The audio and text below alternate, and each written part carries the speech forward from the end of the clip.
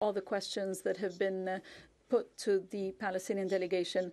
I would simply like to speak very briefly here to say that this is the first report of the State of Palestine, and I think that it is the first time that you hear a report from a country that is under occupation. I don't think this has ever happened before in this committee, and I hope that this will not happen again and that nobody else will go through what we are going through. We are victims. We are the victims of others, which means that we are the victims of the European victims. You should understand that. We are in the process of building Palestinian institutions. We come to your committee knowing full well that it is not a courtroom. We came here to speak to you of our concerns and to put to you our doubts so that you can help us and guide us in order to comply with our obligations and fulfill the provisions of this convention as we do with other treaty bodies. I would like to recall that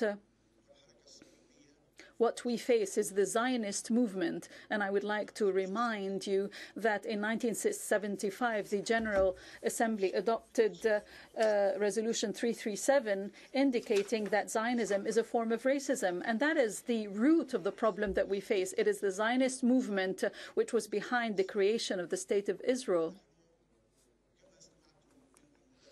As you have heard from the various interventions, we do not have clear manifestations of racial discrimination. There are individual issues, but basically what we are facing is occupation, which is illegal. A few hours ago, at the Ben Gurion airport in Tel Aviv, 342 American Jews emigrated to Israel, pretending that they're facing anti-Semitism in the U.S. It's in the U.S., not in Palestine, that there's anti-Semitism. We are a people under occupation. It is our right to use all tools to resist occupation. This is in accordance with international law, whereas Israel and its allies tries to claim that we are anti-Semitic. Anti-Semitism is prevalent in Europe. According to some statistics, there is a rise by 50% of anti-Semitic incidents in Germany. We, Palestinians, are Muslims, Christians, and Jews. And this is how we would like to see Palestine always, a country that offers equal citizenship to all. But until now, we cannot practice the most basic right, which is the right to self-determination. Last July, the Israeli Knesset adopted a law which considers that self-determination is a right that is exclusively the right of Jews. I think that is the essence of discrimination. Occupation itself is the ugliest form of racial discrimination. So I think that the members of the committee should take these elements and these pieces of information into account to help us with some proposals and help us with another thing. As you heard yesterday, we have a National Commission for Human Rights. And I think this delegation coming from Ramallah and the West Bank, they have not been able to meet with the head of the National Commission of Human Rights because the occupation has prevented the head of the Commission for Human Rights to go to Ramallah. Israel also prevents UN rapporteurs from visiting, prevents the UN Special Rapporteur on Palestine from visiting Israel. Even the High Commissioner himself or herself are not allowed to visit Palestine.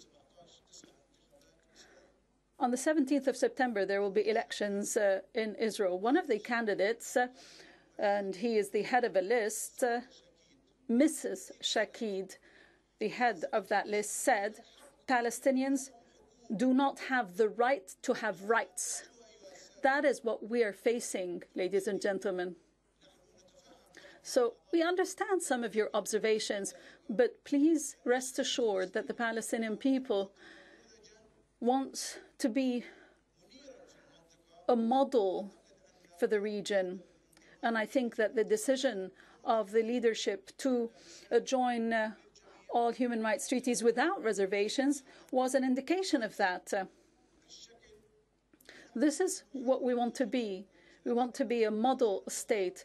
And with your help, this is what we want to do. That is to fulfill all our obligations. But please remember that we are the victims. We are under occupation. And the constitution of the state of Palestine, which was adopted, cannot be implemented now. And I think that that constitution in its provisions has all the responses for all the questions that you have raised. But you did not refer to that because that constitution is the constitution of the state of Palestine.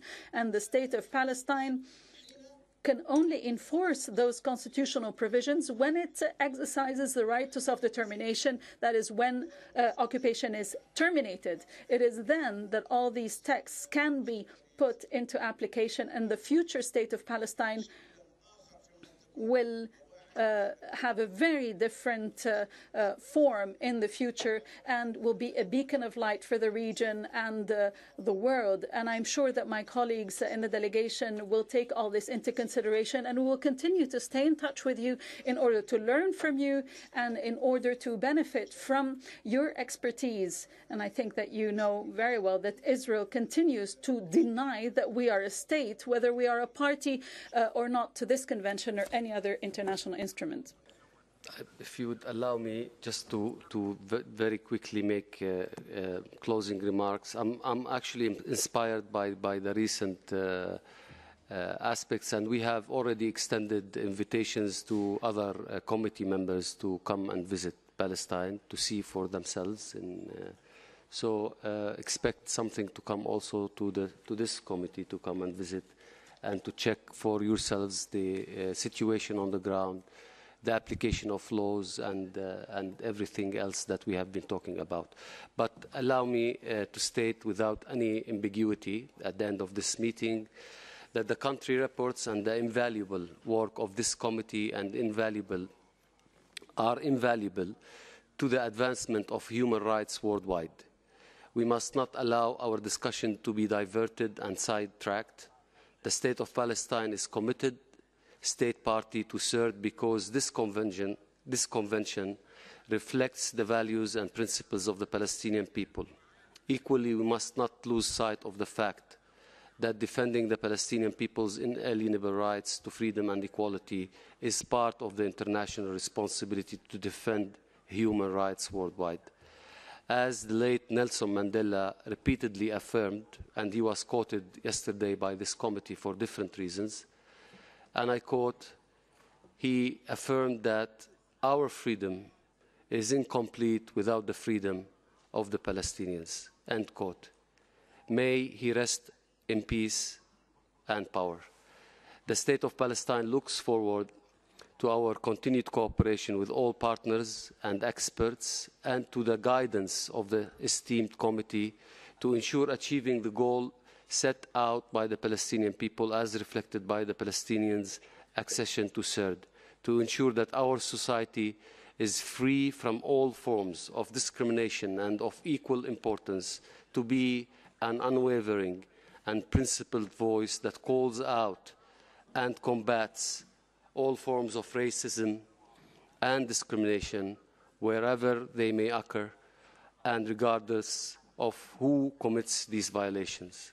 I thank you for your attention and constructive input. Thank you, Mr. Chair, and apologies for taking more time than allocated.